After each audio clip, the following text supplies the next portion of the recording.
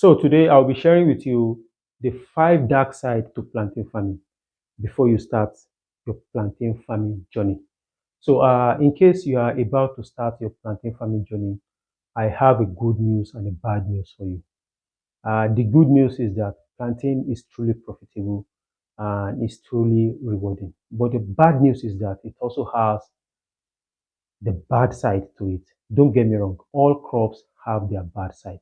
So on today's episode, I'll be sharing with you 5 bad sides to plantain farming. You must bear at the back of your mind for you to prepare ahead and to make you win on this journey you are about to embark on. In case you are watching this channel for the first time, my name is Lawal Lawa. I'm an agri consultant, I'm a farmer by training, I'm a farmer by education. And this channel is dedicated to promote sustainable and profitable agriculture. So if you have not subscribed to the channel, click on subscribe button to have access to more of my videos. Back to the topic of today. What are the dark side to plantain farming? The number one dark side that is very, very peculiar to plantain is the issue of nematode disease. If we are to name crops that are mostly affected by nematode, plantain will come first three. So this is something you must prepare ahead to fight. And what I usually advise people is to test the nematode load of the soil you intend to establish your plantain farm, especially if you want to do it on a commercial level, if you are doing 10 acres above, because nematode is a very, very serious disease and it's very, very serious pest that will reduce your productivity. So bear it at the back of your mind that you will be dealing with nematode disease whenever you are going uh, into plantain farming. The only way you can save yourself is to prepare ahead. Get some nematicide or even plant uh, tissue cultured plantain plantlets, which are a bit expensive than the normal sucker plantain we plant in this part of the world. That is the number one dark side to plantain farming. The number two dark side to plantain farming is that you have to bear it at the back of your mind, no matter how fertile your soil is. At the end of the third year of your establishment, your productivity or your yield will drop drastically. And this will warrant you, this will require of you to invest heavily either through fertilizer or through manuring if you want to continue to have your farm to be profitable. And this is because plantain is an heavy feeder. It takes a whole lot away from the soil.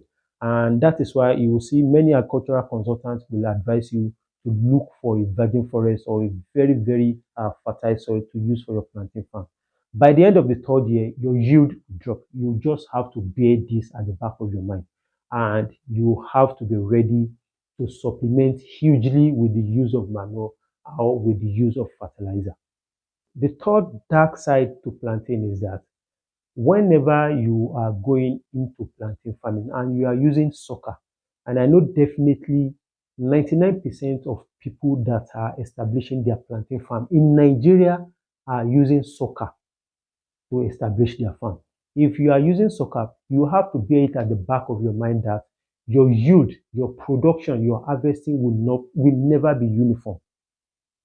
So, take for example, you planted in January and you are supposed to harvest in November or December, for example.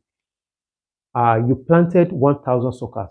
The commonest thing with some other crops is that you harvest all of them at the same time.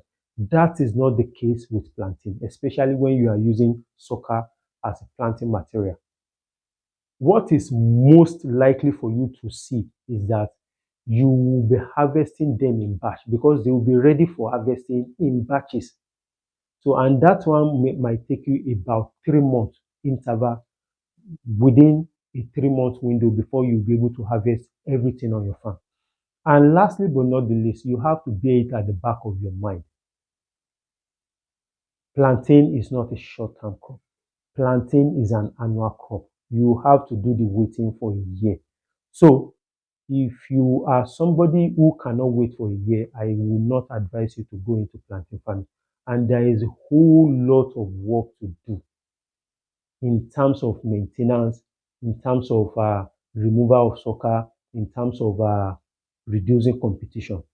Plantain farm is not just a farm you just abandon. So these are the dark side, and these are the things you have to consider before you go into your plantain journey.